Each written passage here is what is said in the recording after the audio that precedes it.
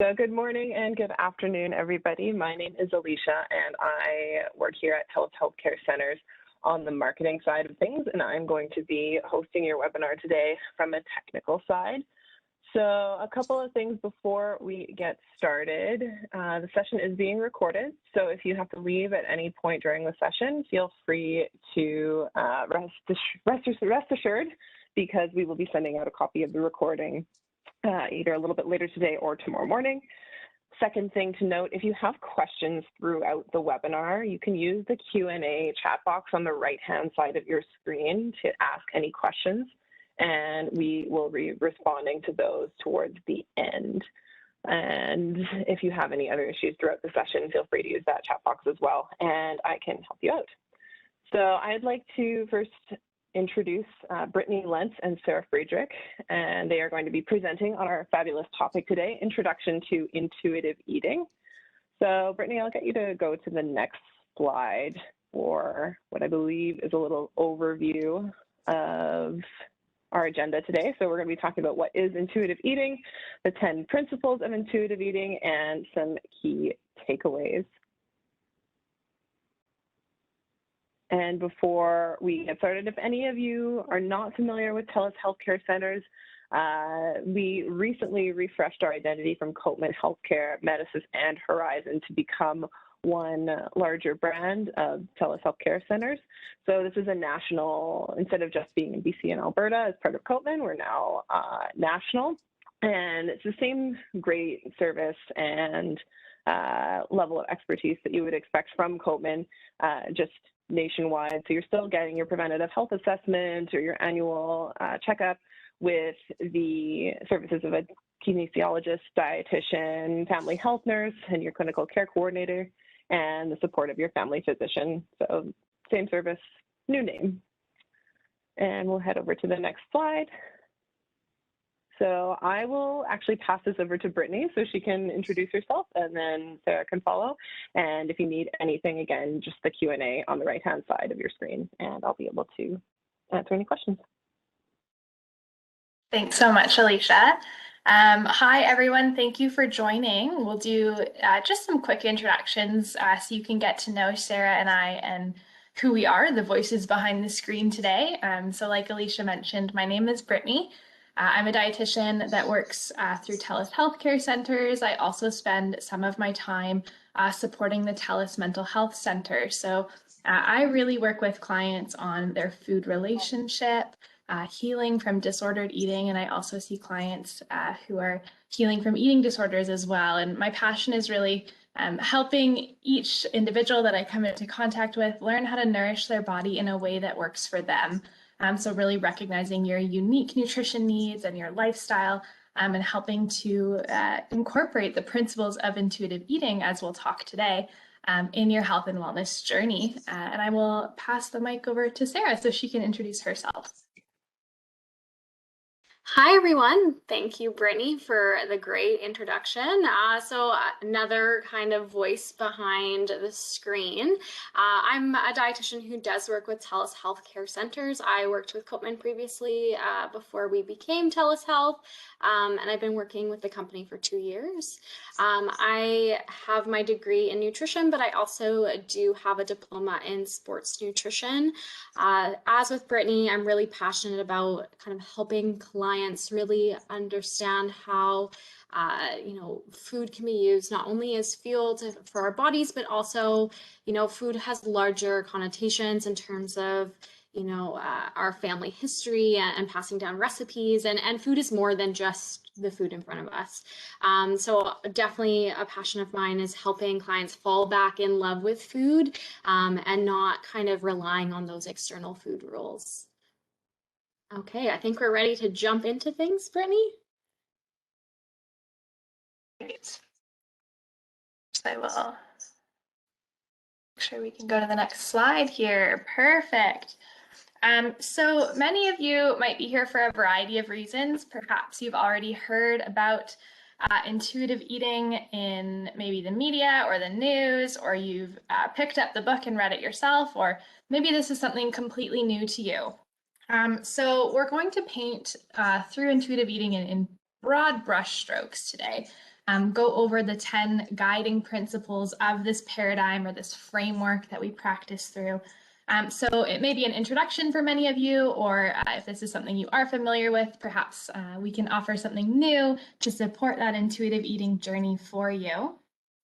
So like I mentioned, there are 10 principles of intuitive eating, and there's many sort of exercises and practices to work through within each of those 10 principles in order to make peace with food, ditch the diet mentality, and like Sarah mentioned earlier, really rediscover the pleasure of eating. So the principles are laid out in a way that they're meant to build on each other. So we do recommend starting with principle 1 and working all the way through to principle 10 as we'll introduce them in order today. Or perhaps if you've already started the practice of intuitive eating and you've worked your way through those 10 principles, I would invite you to go back to maybe a certain aspect of a principle that still feels sticky for you and try to approach that in a new way. So intuitive eating is a program that was actually created by 2 registered dietitians named Evelyn Tribole and Elise Resch. Intuitive eating is an evidence-based approach. So up to today, there's actually over 140 studies to date demonstrating its applicability and its efficacy within the lives of individuals. It's been around for quite some time, about 25 years. So it was actually developed in 1995. But it's recently gaining a lot more popularity, which brings a smile to my face for sure. It's really important to note that intuitive eating is not just another diet like the many that are marketed today. Intuitive eating as a framework actually recognizes that fad diets don't work and likely do far more harm than good. Intuitive eating describes a shift in our focus to a way of eating that accepts all foods, rejects diet culture, which we'll unpack in a moment, but refers to those rules that tell us when, what, or how much to eat, and actually helps us to relearn how to trust our body and turn into our own unique internal hunger and fullness cues. Intuitive eating can radically change your relationship with food, but it is important to note that it takes time and practice to unravel these things. We live in a culture full of external food messaging, and when we combine that with a busy lifestyle and fast-paced living today, it can be super easy to lose touch with our body cues. Now, you may be asking the question, I'm familiar with the concept of mindful eating. How is intuitive eating different? And the answer is intuitive eating incorporates principles of mindful eating, but it actually takes things a step further. So within practicing intuitive eating, doing some of the work through these 10 principles, we're addressing cognitive distortions or faulty beliefs that we might have around food. And intuitive eating also goes deeper and addresses emotional eating.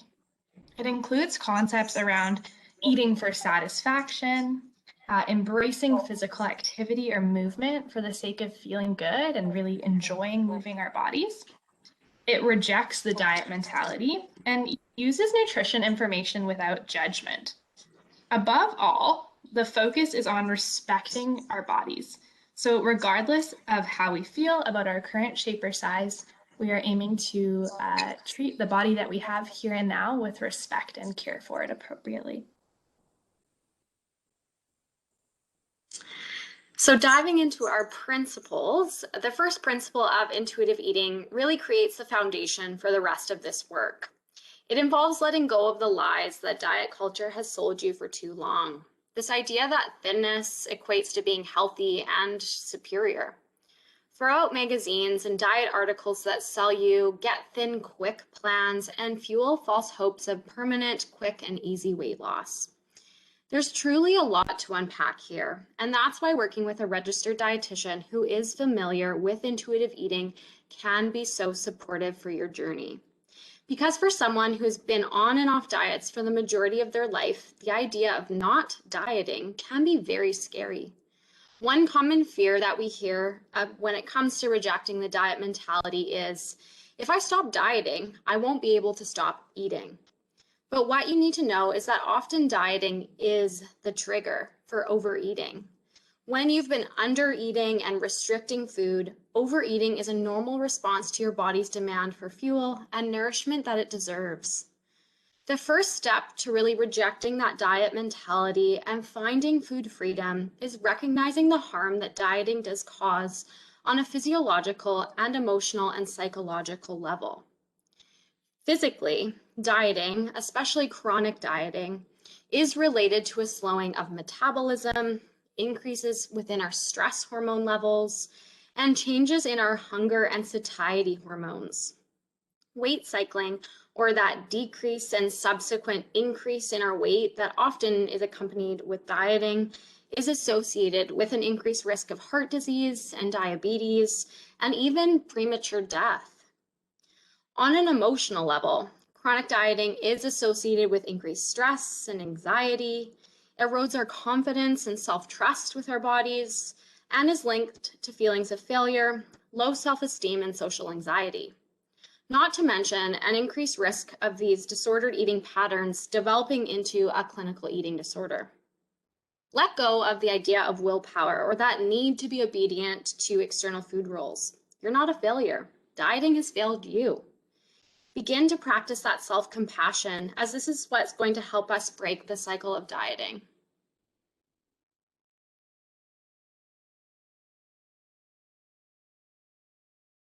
Next slide, Brittany.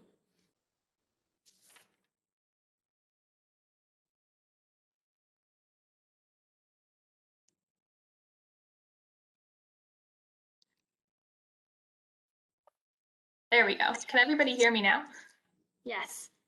Thanks. Okay, so principle 2, honor your hunger. This actually means keeping your body biologically fed with not only adequate energy, but particularly adequate carbohydrates. So as we just learned from Sara, chronic dieting can actually put us dramatically out of touch with our body's hunger cues. We've spent so long overthinking our body's signals. We hold up our physical hunger against external food rules and programs to the point where we've actually lost the ability to notice first signs of hunger in our body. And often we'll only respond to those hunger cues when they become ravenous and so loud that we can't ignore them anymore. At that point, we are so hungry that there is a high probability of overeating. And that further reinforces that narrative of I can't be trusted around food. I would invite you just to reflect on your own experience with dieting and your relationship with food, perhaps in the last couple of years. Has that been a narrative that has maybe floated through your head at one point or another? The work here in principle number 2 is to begin to listen for those biological signs of hunger and honor that hunger sensation, aiming to avoid becoming ravenously hungry. Often it can be really hard to notice hunger cues at first due to a variety of reasons that have resulted in us suppressing these cues. A history of chronic dieting, leading a really busy or chaotic lifestyle where oftentimes we have to prioritize maybe work meetings or other things that come up before feeding our bodies appropriately. We may also have practiced numbing our hunger in the past. Common dieting tricks such as just using water or filling up on coffee to delay us to our next meal. Skipping breakfast is a really important one that I talk about with clients quite a bit when it comes to suppressing our body's hunger cues. That first morning meal is so important for kickstarting our metabolism and letting our body know that it's time to get moving throughout the day. If you find that you're unable to identify hunger cues in the beginning, I would invite you to plan to proactively nourish your body. Ideally, we want to go no more than 5 waking hours without eating, so without a meal or a snack. This can be a great way to incorporate some gentle structure to begin to honor your body's hunger cues and notice what comes up as you practice that. When you nourish your body consistently throughout the day and honor your hunger, you're actually less likely to reach that point of ravenous hunger and therefore less likely to be in a position where you may overeat in response and fuel that cycle that Sara just described. Most importantly, I want to encourage you to maintain curiosity as you're working through this principle. Your hunger ebbs and flows and may look really different than someone else, depending on how you like to eat. Some people prefer 3 square meals a day, and some people prefer smaller snacks throughout the day. This is where you get to learn about your unique needs for your body. Using a hunger scale, like we have on the slide here, can be helpful to check in frequently throughout the day. So as you can see on the slide, we've got some different cues for the left-hand side of that scale, which is the hunger cue side. And you may pause midway through your morning and check in to see where your hunger is at. Would you perhaps be at a 3, where we're hungry, but not quite to that point of being ravenously hungry? Or maybe as we get closer to lunch, we approach a 2 if we didn't have anything to eat since breakfast. We're very hungry and eager to eat. Doing this practice and checking in with where your body's landing on that hunger scale can really help you to learn more about your unique hunger cues.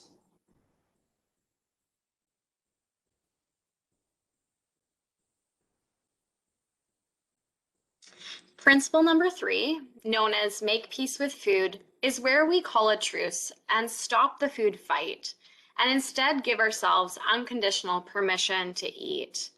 This one is quite a large principle and does take time. But we need to know that when we set rigid limits on the amounts of foods we are allowed to eat, or tell ourselves we can't or that we shouldn't have a particular food, it usually sets us up for craving larger quantities of that very food. When we deprive ourselves of specific things, it makes it seem super special. We're putting these foods up on a pedestal. Once we have the ability to eat it again, or we quote unquote give in to these cravings, we often go overboard. We feel out of control and maybe ashamed, guilty, or feel like a failure for breaking this rule around food that we created to police ourselves. This has been coined the what the heck effect from researchers at the University of Toronto. You may have experienced this effect yourself when once a forbidden food is eaten, overeating takes place. Once an externally set caloric or macro level is exceeded, overeating takes place. And sometimes the mere perception or thought of breaking a food rule or starting another diet the next day can trigger overeating. To regain control, we begin dieting and restricting again as an attempt to be quote unquote good, which actually backfires and then results in more deprivation, overeating, and guilt. Does that sound familiar for you? This cycle of deprivation leading to overeating, which leads to guilt and then back to deprivation, is truly exhausting. And the only way to break the cycle is to give yourself unconditional permission to eat all foods. Meaning getting rid of the idea that foods are either good or bad. Recognizing that your food choices do not reflect your character or morality as a human being. It means eating what you really want. Yeah, really. And not making those food deals, such as if I eat this now, I'll diet tomorrow, or equating eating with certain amounts of exercise to earn it. That's not unconditional permission, and that's what's going to keep us within that exhausting cycle. By giving yourself this permission, you eliminate the urgency to overeat. Those foods will always be available to you. Nothing will be off limits, so you don't need to feel deprived. Certain foods like ice cream or baked goods that often had that certain allure will no longer have the strong pull when you're not restricting them. This is called food habituation. And yes, it is possible to achieve, but does take some time and practice.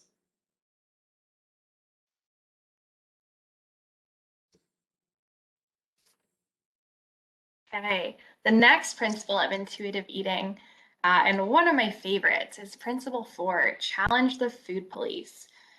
So consider that voice in your head. Maybe you've called it your inner critic or the little gremlin that sits on your shoulder. I call this voice the food police. It's the voice in your head that monitors those unreasonable rules that dieting has created. This principle is all about challenging the thoughts that tell you that you are good for eating minimal calories or bad for having a piece of chocolate cake And I'm certainly using air quotes as I'm using that moral language around food. We are often our own worst food police, but we can encounter the food police in other forms too. Examples like a well-meaning friend who comments on the food on your plate, or family members who offer their advice on what you should or shouldn't be eating. Everyone's food police voice is really unique, but perhaps some of these examples are familiar to you. The food police might say things like, I can't eat at night. I better not eat that bagel. It's way too many carbohydrates. I didn't exercise today, so I'd better skip dinner or just have a salad. Or it's not time to eat yet. Don't have that snack. I shouldn't be hungry. Diet culture has taught us to feel guilty for enjoying food, which is so wrong and breaks my heart as a dietitian. And in fact, these intense feelings of guilt that we experience when we eat a forbidden or a bad food, according to that food police, can be so powerful that they lead us into that period of overeating and that what the heck mentality that Sara just described. That lands us right back in the trap of the diet cycle. Food marketing also plays heavily into this principle. I don't know about you, but I've walked down grocery store aisles recently and seen plenty of marketing claims with guilt-free on the front of the box on a variety of diet food products. I can guarantee you, if you check the ingredients list on any food in your pantry or your fridge right now, guilt is not an ingredient.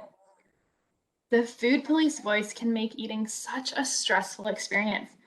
Rather than a normal, enjoyable experience, food becomes this moral issue, and the food police will gladly shout at you anytime you enjoy bad foods. So what we need to do is challenge that food police voice. Psychotherapy research has demonstrated that in challenging this negative self-talk, we can actually create better desired behavioral outcomes. When we first change our beliefs, our feelings and behaviors then change in a chain-like reaction. Therefore, it makes sense for us to challenge our food or our diet beliefs to see the impact that they might have on our eating habits. Self-awareness is really key for this. Pay attention to the food talk that comes up before you eat. Listen for the different voices that can serve to either support you in your eating patterns or that make you feel terrible about yourself. I would encourage you to learn to become a neutral food anthropologist, and this is a lot of the work that we do with clients in this principle. Learning how to flip the script of our internal dialogue to one that's far more nurturing and compassionate towards ourselves. This is a huge step forward in becoming an intuitive eater. For example, if your food police maybe typically tells you that you can't eat at night, viewing an experience of hunger in the evening through the eyes of a food anthropologist might sound something more like this. I missed a snack this afternoon and I had a light dinner. Oh, and maybe I moved a little bit more today than normal. It actually makes sense that I'm hungry for a snack right now. I'm gonna honor that hunger cue, have something to eat, and move on. It's important to note that challenging the food police needs to be tackled before we start to consider nutrition in this equation, as oftentimes the food police can take well-meaning or well-intentioned nutrition messaging and twist it into diet talk. It becomes a weapon for us to berate ourselves with. Choosing foods for nutrition has to come after we have a solid non-diet foundation and can speak compassionately towards ourselves.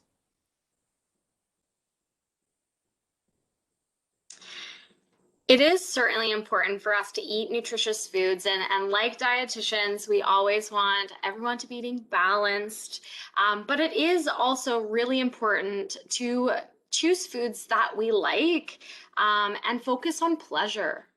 This is what Principle 5, Discover the Satisfaction Factor, is all about. This means when we eat, making sure you're choosing foods you actually want to eat. So if you don't like kale, don't put it on your plate. Also in an environment that's inviting, so thinking about mindful eating principles, as this is what will help you keep feeling satisfied and content. To put it into perspective, Eating a salad when all you really want to do is eat a slice of pizza probably will not lead to satisfaction. If you feel unsatisfied, you'll likely eat more and be on the lookout for other foods to fill that void created by denying the satisfaction from the food that you originally wanted, regardless of your fullness level on the fullness scale. We call this chasing your phantom food. If you truly feel satisfied with the eating experience, you'll likely find that you eat less food. Taking time to figure out what you really want to eat will help you enjoy the eating experience. This means taking time to taste the food. Is it sweet, salty, sour, or bitter? Is the taste pleasant, unpleasant, or neutral for you? Everyone has different preferences. How about the texture? Is it crunchy? Is it smooth and creamy? Does that texture appeal to you? What about the aroma and the appearance? Is that food or meal appealing to look at? And what about the temperature? Is it hot? Is it cold? What do you find to be the most appealing temperature? And what about the volume or filling capacity? Do you find it light or heavy and filling? Respect your taste buds and really savor each bite. By taking the time to really notice the sensual qualities of food, you can discover what foods you really like so that you can increase satisfaction in eating. Unfortunately, diet culture has kind of, caused us to choose different foods, maybe outside of what we might like. So if we think of something like, I always give the example of 0% plain yogurt. It's quite bitter, it's kind of sour. Sometimes it can be kind of gritty. When you compare that to something with a bit more fat, maybe a bit of flavor to it, it actually might taste better and kind of hit that satisfaction factor for you. So thinking about those different pieces of the qualities of food. A saying I really find helpful to remind me of this principle is, if you don't love it, don't eat it. And if you do love it, then savor it.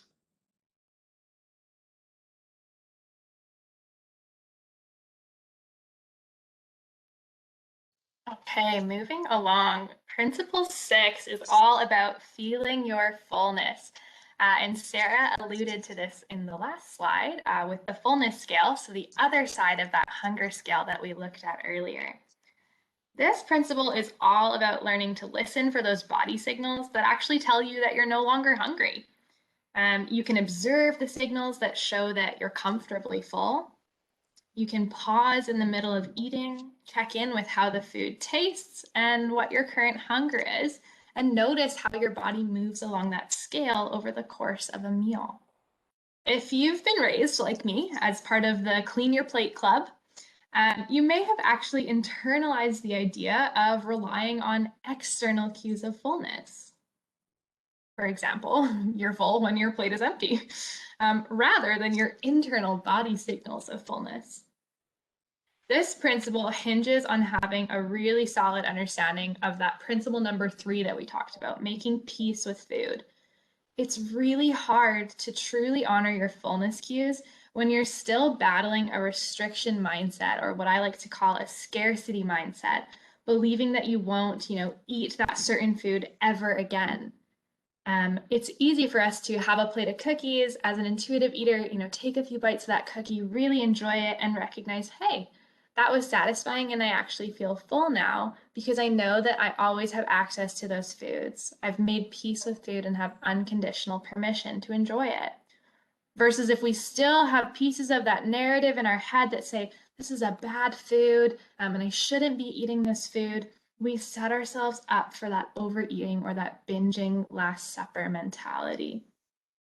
The intuitive eater learns to stop eating when they've had just enough to fill their stomach comfortably without being overfull.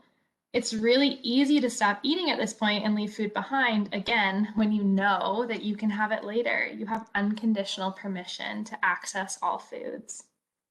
Learning to respect your fullness is an individual sensation, so you need to experience what comfortable fullness feels like in your body. This is something unique to you, and you're the expert on how that feels. The trick to feeling your fullness is to shift towards more conscious eating.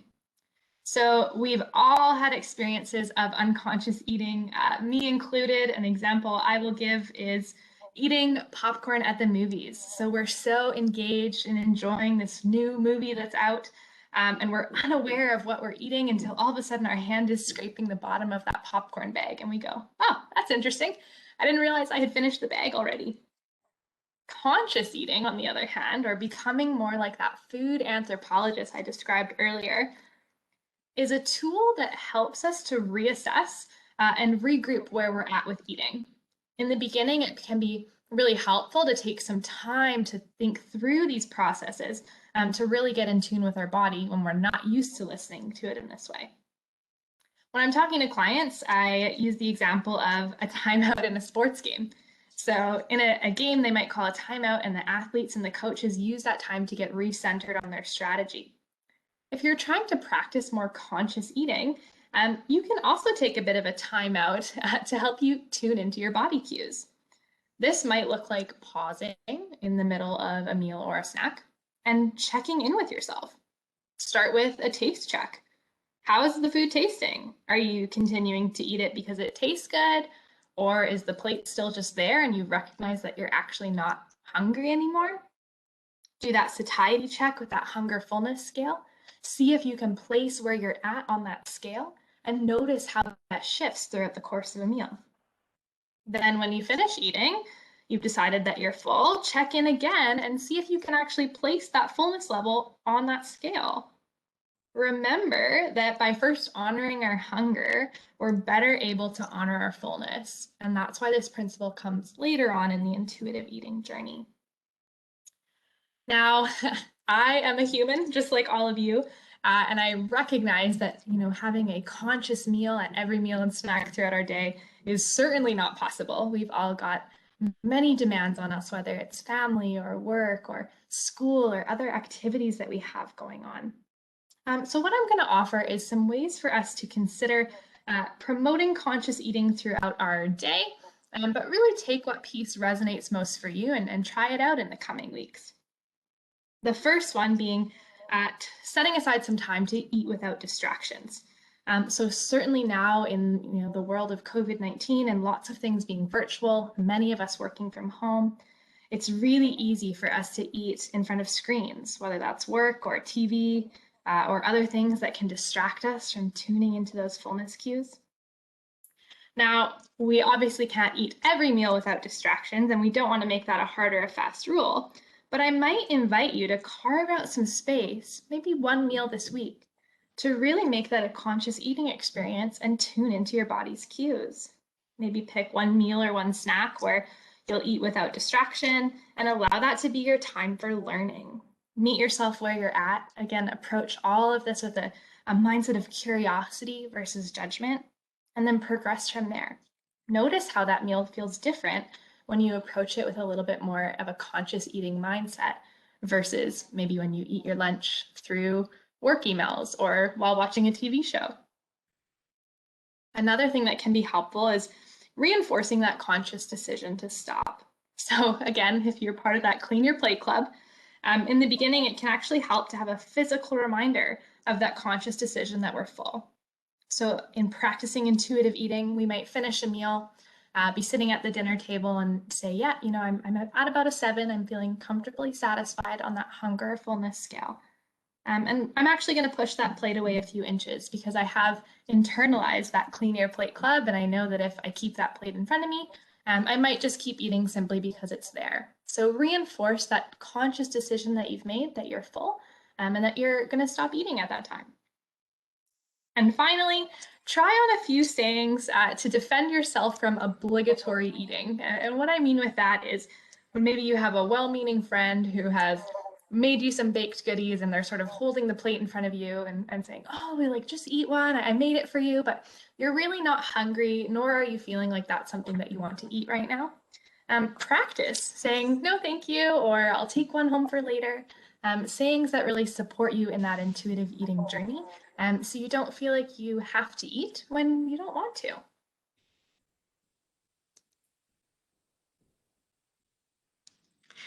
Principle 7, eating is an emotional experience. Food is love. Food is comfort. Food is that reliable friend that has been with you throughout your life. Some of us may be unaware that we use food as a way to cope with negative feelings such as anxiety, loneliness, or anger, or due to boredom, procrastination, or we use food as a reward.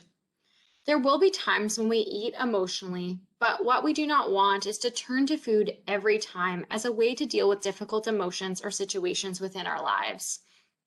Coping with emotions with kindness means finding ways to seek comfort, distract yourself, or resolve emotional issues without using food all of the time.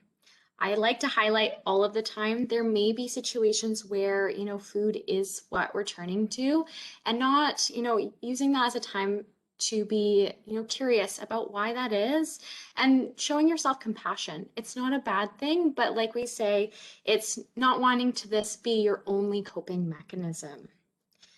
So it's like to say, a pot of chicken noodle soup might bring comfort for you, especially if it's made using a family recipe. But if we are using that as a way to comfort ourselves, is making sure we're still keeping in touch with our hunger and fullness levels and really enjoying it free from guilt. If you do find yourself in front of the fridge or cupboard when you aren't hungry, ask yourself, what am I feeling? What do I need? Some people find it useful to write down these feelings, whereas others find it more useful to talk them through with a friend or a family member to really help them get in touch with how they're feeling. By identifying how you're feeling, it can help you decide how best to deal with these emotions outside of just using food. When experiencing certain emotional triggers, instead of reaching for food to seek comfort, try other non-food ways to comfort and care for yourself during difficult times. These can include such things as reading a book or taking a bath, getting a massage, listening to some music, petting your dog or your cat or your neighbor's cat, asking a friend or a family member for a hug, buying yourself some flowers or treating yourself to something. And most importantly, asking for help when you need it.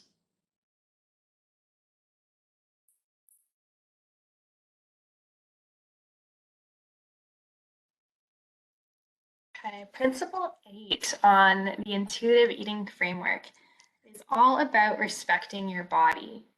Now, the unfortunate reality is that very few of us are at peace with our bodies, whether it's because we live in a larger body that faces stigma and shame regularly as a result of our fat phobic culture, or we live in constant fear of gaining weight. We continue as a society to take drastic measures to look a certain way or to weigh a certain weight. But the reality is just like someone who wears a size 8 for their shoes would not unrealistically squeeze their foot into a shoe size 6, it's equally ineffective and uncomfortable to have that same expectation about body size. And that really takes some time to reckon with. We are bombarded with cultural messages that equate thinness with beauty, with success, with fitness, and with health. And these associations are harmful messages that we've internalized over time. The expectation that every body should look one size or shape is unrealistic, often unattainable, and doesn't account for our unique genetic blueprint. It's normal to have different body shapes and sizes, and that's thanks to our genetic diversity. That's a really good thing. We need to respect our body size, our here and now body, so that we can feel better about ourselves and reject the diet mentality once and for all. Now, it's unrealistic to say we need to love our bodies 100% of the time. I recognize that you're not always going to love every part of your body. And that's why this principle isn't called love your body. It's called respect your body. At the end of the day, we need to respect the bodies that we have, our unique genetic blueprints, and meet our body's basic needs. To be respectful of our body, we need to be aware and attentive to the needs of our body, feeding it regularly with the fuel that it needs, allowing it to thrive and not depriving it, dressing our bodies comfortably in clothes that fit our current shape or size, using clothing as a tool to express our personal style and things that we enjoy, and not waiting for a different body shape or size to really dress the way we want to. Another way that we can respect our body is moving our bodies comfortably in a way that feels good for us. And finally, treating our body with dignity and just ultimately having that non-negotiable of body respect. Practicing body respect also includes being really conscious of the statements that we're making about ourselves. We can all attest to making negative comments about our body at one time or another, but I invite you right now to ask this hard question. Has hyper-focusing or making comments about parts of my body that I'm not satisfied with actually ever helped me to feel better about my body? Has it helped me to get the body that I want? Likely you've realized that this focus only makes you more unhappy and more frustrated. Instead, I would invite you to find parts of your body that you like, or at least that you tolerate. When you find that negative body talk creeping in, see if you can flip the script again and replace it with a kind body statement. Focus on the function, right? I love my smile. I'm grateful to have strong arms that can pick up my child or my grandchild. This takes practice to shift these thoughts to ones that are more kind and respectful, but ultimately is one of those really important underpinnings of the intuitive eating journey. Again, it's all about how you speak to yourself. If you take anything away from today, I want you to know that your weight does not define your health, and it is not who you are. You are a whole person and you live a vibrant life. And when it truly comes to our health and happiness, focusing on health promoting behaviors that we can incorporate into our daily routines is far more important for long-term sustainable health and wellness. And weight is not a behavior. So what behaviors do we actually start focusing on? And Principle 9 and 10 finally get to dig into this. So in terms of a behavior, Principle 9 is about movement. If you've tried different diets throughout your life, you might have found that you've participated in physical activity for the sake of weight loss or to change the way your body looks. Physical activity might not have felt enjoyable, and you might have even decided to stop being active for a period of time. When we do not enjoy activity, it makes us feel, or it makes us more likely to stop. It's not a lack of willpower. No one wants to do something that doesn't feel good for them. In contrast, when we have positive feelings towards movement, it can be that motivating factor for us to continue. Instead of focusing on movement as a way to quote unquote burn calories, try shifting your focus to how it makes you feel when you move your body. When you're active, are you better able to handle stress? Does your digestive system function better? Do you feel that you have more energy for the rest of your day? Do you sleep more soundly and wake up feeling more refreshed? Another important question to ask yourself is, do I enjoy the activity I participate in, or is it fun for me? Choosing activities you enjoy is key to long-term commitment to movement. This might be exercising with a friend, joining a team sport, watching your favorite TV show while on the stationary bike, or listening to a podcast while walking your dog or going for a jog. If you don't enjoy being on the elliptical, then try another piece of equipment or look for other options outside of the gym space. Lastly, remember that rest is equally important as training or exercising.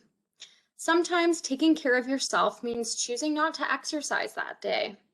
Just like listening to our body when it comes to food and eating, listening to our body when it comes to movement is also very important, such as when it signals to us that it's tired, that it's hurt, or when it just needs to stop.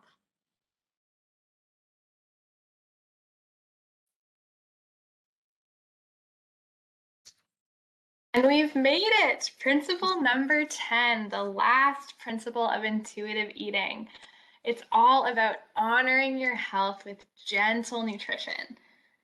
This principle is intentionally left to the end, as the 9 principles before it are really important to establish a healthy relationship with food so that we can explore what does healthy eating look like for me without any guilt and without being trapped in that dieting mindset. A way to describe gentle nutrition is choosing foods that taste good to you while also considering nutrition and what's right for your life. Healthy eating in this aspect can be described as enjoying a variety of foods while also having a healthy relationship with food. And a healthy relationship with the foods we eat means that we're not viewing ourselves as being morally superior or inferior based on the foods that we eat. What we eat does not reflect our character, it's just food. Nutrition research is constantly changing and evolving, and therefore it's totally safe to say that there's truly no one perfect way to eat. And along those lines, there's no particular food, meal, or day of eating that's going to make you unhealthy. Just like one particular food or supplement isn't the key to health. Gentle nutrition focuses on flexibility, variety, and balance in food choices, while also considering taste and quality and quantity. Sometimes you might hear the term moderation used, which doesn't mean elimination, but instead refers to eating a variety of foods and enjoying them in an amount that's right for us. You might be familiar with the balanced plate model that's on this slide. This can serve as a helpful reminder for healthy eating. However, it's just a guide. Not every meal looks like this balanced plate, and certainly not each one of my meals as a dietitian looks like that either. It's okay if you don't have a balanced plate at each and every meal. We're looking at what you're doing over time, the patterns that you're creating that are sustainable in the long run. When it comes to specific food choices, making sure that they're incorporated in a way that's pleasing to you. So, for example, if a health behavior that you're focusing on is wanting to include more vegetables, but you can't stand raw broccoli, don't eat it. There's a variety of other different vegetables that you can try adding into dishes. It's all about finding what works best for you and not letting that food police voice get in and berate you. Now, a question I often get from clients is, where's the chocolate group on this balanced plate model? And absolutely, like we've said time and time again throughout the webinar today, there are no forbidden foods. Chocolate and other sweets that we enjoy, I like to describe them as play food or fun food, meaning that, yeah, they're a food that maybe isn't quite as nutritionally dense as another food, but it certainly has a role in our eating patterns and provides us with taste and with satisfaction. I don't describe any foods as junk food because that implies that there's no value in those foods and they're junk that should be thrown in the trash. But that's not the case. Having a fresh baked donut or an ice cream cone on a hot day may not be as nutritious as a salad, but if it satisfies your taste bud and it plays a part in your overall eating patterns, it serves a purpose too. So we can honor both our health and also our taste buds through gentle nutrition. Like we kind of alluded to at the beginning, intuitive eating is not really something we can master, but it's instead described as a journey that truly does take time. We have spent years internalizing messages from diet culture that has pushed us to think that our life will begin or that we will suddenly become healthy when we hit this arbitrary weight goal. However, based on your own personal experience and a huge amount of research, we know now that this is a lie that has been sold to us. You can be thin and healthy just the same as you can be fat and healthy. We all have different body shapes and sizes, and that is in part what makes us uniquely ourselves. We also know that we cultivate happiness and respect for our body internally, and this is work we all have to do in any body shape or size.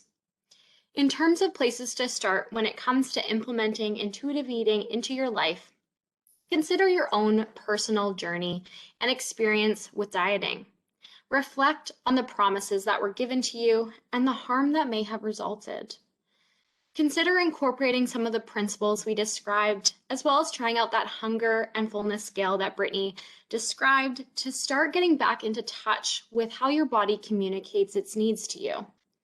And finally, if this is something that really hit home for you and you want to dive further into each principle, consider booking a one-to-one appointment with Britney or myself for an individualized support if you're from BC.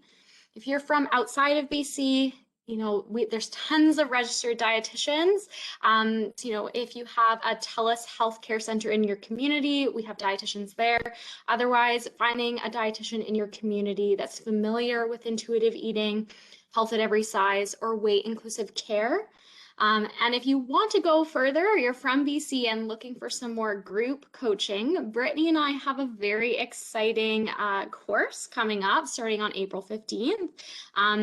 On intuitive eating. So for 10 weeks, we're going to be meeting on Thursdays over Zoom, so virtually, but we will be live, and we're going to be doing hour-and-a-half long sessions every week in a group size of about 15 to 20 people, where Britney and myself are going to review each of the 10 principles in depth, so covering one principle each week. We're going to facilitate group discussions, provide additional readings, some guided podcasts, as well as activities to really help solidify your learning and kind of keep you on this journey for, becoming more of an intuitive eater. If you do sign up, you'll also receive a copy of the latest edition of the Intuitive Eating book, as well as we're very excited to have 2 guest speakers. We're going to have a registered clinical counselor for one of our weeks, as well as a kinesiologist to cover our movement week. And the cost of our program is going to be $450. If you are interested in a program like this and you're not from BC, please reach out. Britney and I are looking into possibilities of expanding. So if this is something that you really are wanting, let us know and we'll see what we can do. Thank you so much for all of your time today. This was really a pleasure and a topic area that Britney and I are very, very passionate about. This is so awesome. Thank you guys so much, Britney and Sara, for your wonderful presentation today. So if you do have to sign off, just a reminder that we will be sending out a copy of the recording, and so you can watch out for that in your inbox. And if you are interested in that intuitive eating program, we will send a link to it in the follow-up email with the recording as well.